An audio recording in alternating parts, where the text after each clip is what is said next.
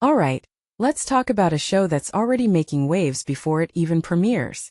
Amazon, the streaming giant that's basically redefining what TV can be, is diving into a genre they've mostly avoided: multi-camera sitcoms. But here's the kicker. This isn't just any multicam. It's an improvised one, helmed by Marta Kauffman, the woman who gave us Friends. Now think about that for a second.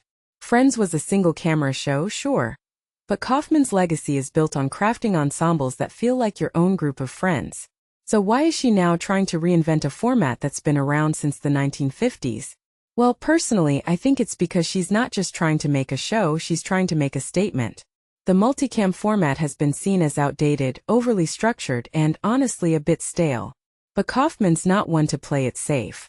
She's saying, look, I've spent decades perfecting the art of making people laugh and connect. Let's take that same energy and throw it into a format that's been stuck in a time loop for decades. Now let's talk about the stars. Paul Scheer and Diane Raphael, who are actually married in real life, are the leads. That's not just a fun trivia point. It's a strategic move. Their real-life chemistry is going to be the backbone of this show. But here's what I find fascinating. The show's premise is about a couple building a life together by renovating a house. That's not just a plot device. It's a metaphor. In a world where relationships are often portrayed as either chaotic or perfectly curated, DINKS is going to explore the messy, glorious process of creating something together. And it's not just about the house. It's about the emotional labor, the compromises, the tiny victories. What makes this really interesting is that it's not just a show about a couple without kids. It's a show about people who've chosen a different path, and how that choice shapes their lives.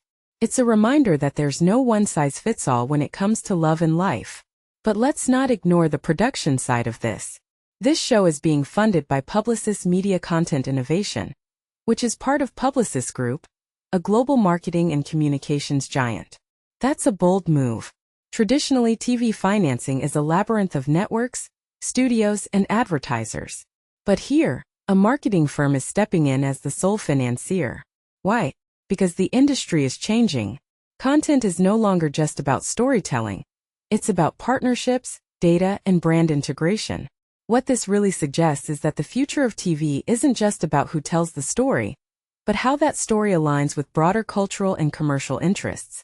It's like the old model of TV, where studios and networks collaborated, but with a modern twist. And if you take a step back and think about it, this could be a blueprint for how other creators might approach funding in the future. It's not just about selling ads anymore. It's about creating content that resonates with audiences in a way that also serves the interests of brands and marketers. And then there's the improvisation angle. Improv is a high-risk, high-reward game. It's not just about being funny. It's about trusting your cast, your writers, and your instincts.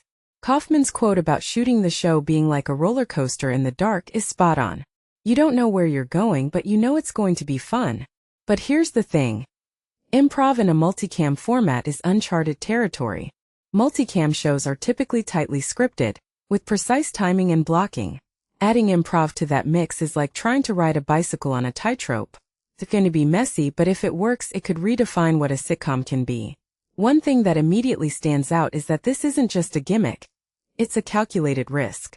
And that's what makes it so exciting. If this works, it's not just a win for Amazon or Kauffman. It's a win for the entire genre.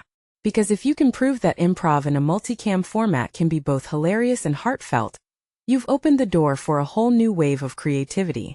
What many people don't realize is that this show isn't just about the characters in the house.